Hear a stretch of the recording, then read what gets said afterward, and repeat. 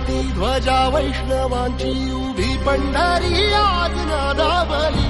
तुझे नाव ओटी तुझे रूप ध्यानी जीवाला तुझी आस गा लागली. जरी बाप साऱ्या जगाचा परी तू आम्हाले कराची विठू माऊली.